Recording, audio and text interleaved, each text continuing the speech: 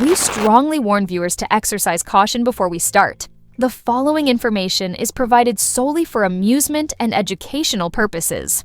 According to Inner City Press, this is the exact wording of the federal courtroom testimony given during Sean Diddy Combs' trial. The terrifying voice of a woman telling what she said happened behind closed doors in Diddy's notorious dark room, broke the stillness of a courtroom so tense you could hear a pin drop. Cassie Ventura was her name. Even the most seasoned journalists in attendance were shaken by her testimony, which was not just unsettling, but also frightening. She described a ritual of abuse in vivid and systematic detail. She mentioned urine, baby oil, and purported compulsion during her menstrual cycle. This seemed like organized psychological torture, not careless celebrity excess. He sat across from her, clearly terrified, his hands shaking, before finally sobbing and yelling in public court as Cassie described the hideous deeds she said were carried out under Diddy's command. Cassie, who was 8 months pregnant, seemed more like a witness to psychological warfare than a pop diva, while sporting a gray, high-collared maternity outfit and an expressionless, unmoving gaze. She was gently questioned by the prosecution about how she met Diddy, how their connection began, and how it developed into a romantic and professional partnership. However, when she explained what she referred to as a ritual, a planned, regulated system of degradation, the tone abruptly changed. Cassie testified that Diddy planned what he called freak-offs, which she said were more akin to sinister rites than chance meetings. Lighting, music, oils, and props were all carefully placed, and the entire scene was orchestrated like a movie. Set. Even at the toughest times, she claimed, he was always producing. He had to be in charge of every second. She claimed that instead of inviting male escorts for himself, Diddy would want them to interact with her as he looked on. According to her, the sessions were frequently not voluntary.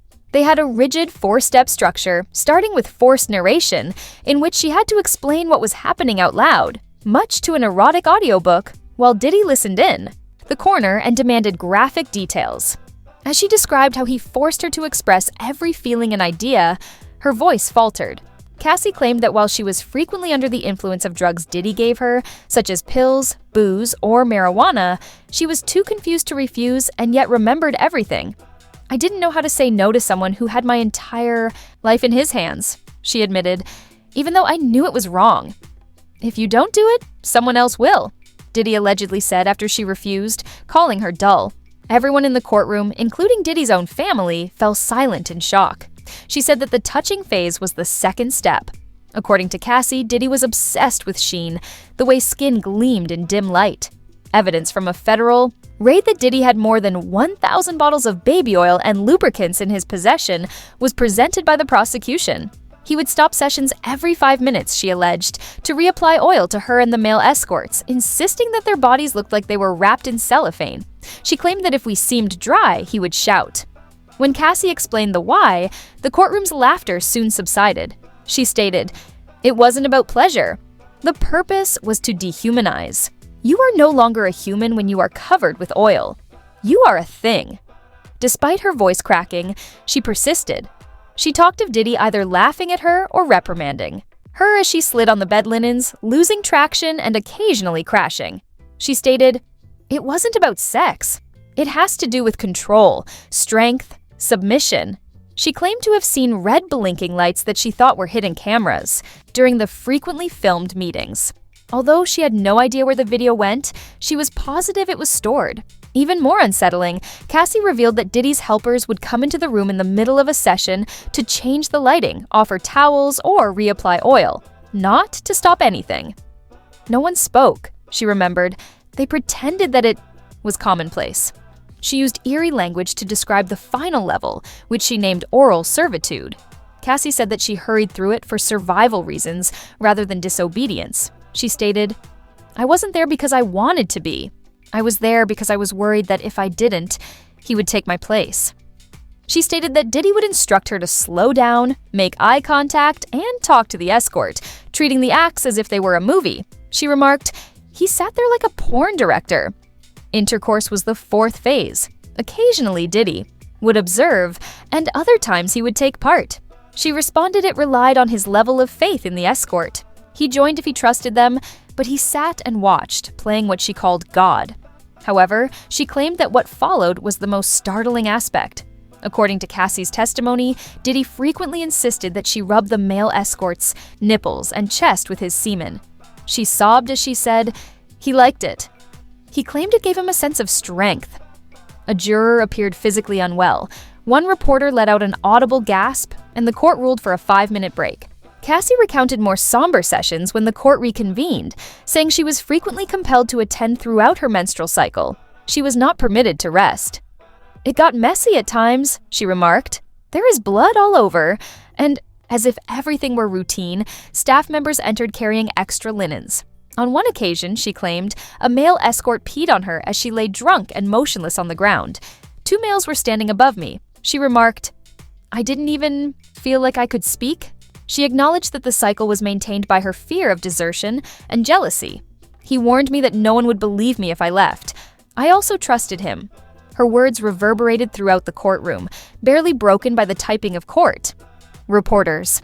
Cassie was then asked by the prosecution to outline the steps involved in a normal session. A painstakingly thorough explanation came next. She explained how the rooms were set up beforehand. Props, music, and lighting were all set up according to Diddy's wishes. According to her, there was a small inner circle personnel that was solely responsible for ambiance, including oil, furniture placement, and light angles. In his Miami mansion, she remembered walking into a room and seeing a man fixing a spotlight over a velvet sofa. She remarked, he said the shadows had to hit just right.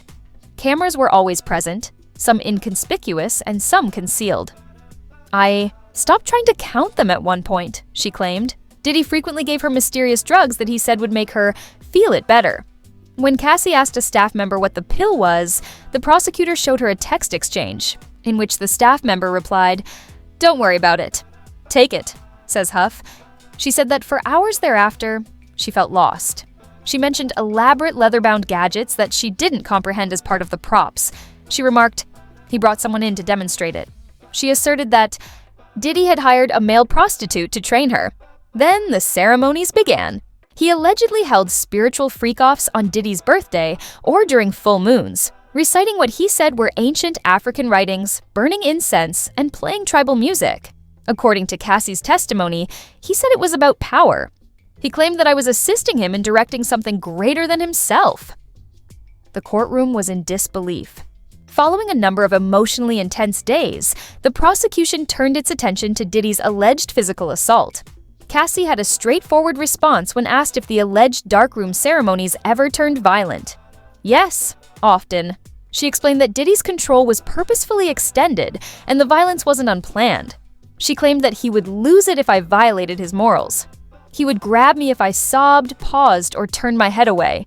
She described a night when she said she wasn't in the mood to interact with a male escort.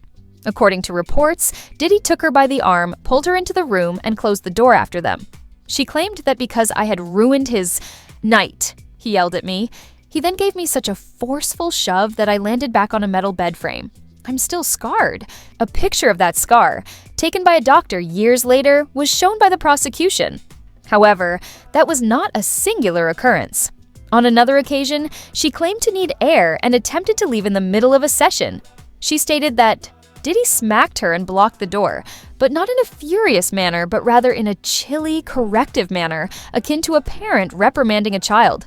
She claimed that while he carried on with the session without her, she sobbed in the toilet for the remainder of the night. Diddy's staff's alleged complicity was even more frightening. She claimed that after giving her a glass of water, one of the assistants murmured, "You're okay. You're doing well." That was the worst part. Nobody even acted like it was wrong, Cassie said. Diddy allegedly left Cassie a voicemail hours after one of the violent encounters, which Cassie's lawyers played to further support the pattern of psychological manipulation. He seemed sentimental in the message, stating things like, "You know I love you. No, I love you."